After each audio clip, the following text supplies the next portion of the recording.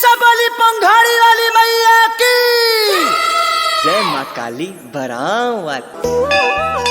या देवी सर्वभूतेषु शक्तिरूपेण संस्थिता नमस्तस्यै नमस्तस्यै नमस्तस्यै नमो नमः। सूरज के लौके लागल देखा ललैया आहो भाग्य घरे सबके आवतार मैया।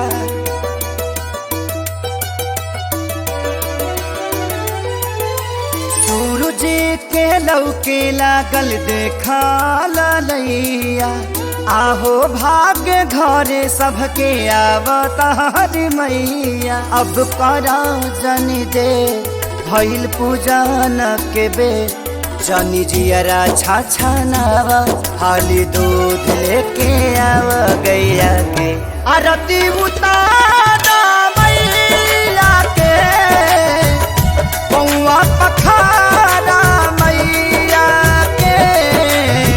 बड़ी भागे आईली माता रानी हो सेवा में खड़ा हो मानी हो।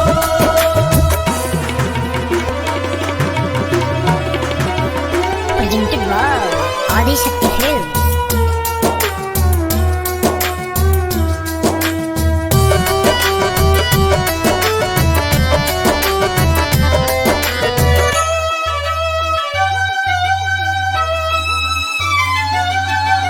आचार से केहू पगरी से तो जब बाहर यही है जौना डगरी से।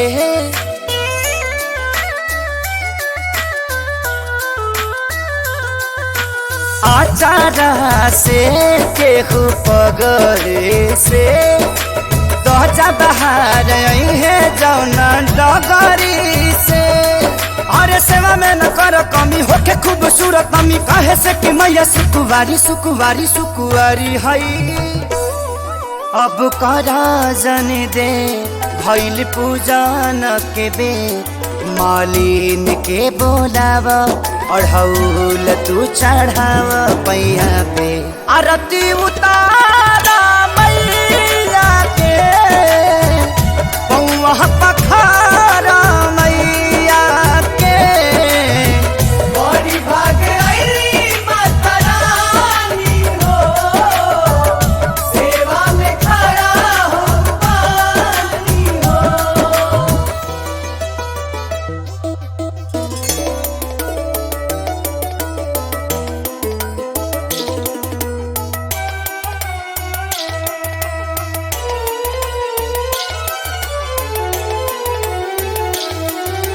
धरती के भाग दुए बेहरा जागेला चाही तो कुआर बड़ा नेक लगेला।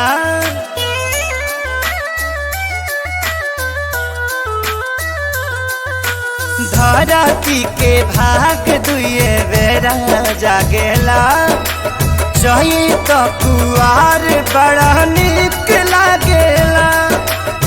मुस्काते मैया आई गली रंग नैया बेटा लखले सीखे सारी खेसारी खेसारी के।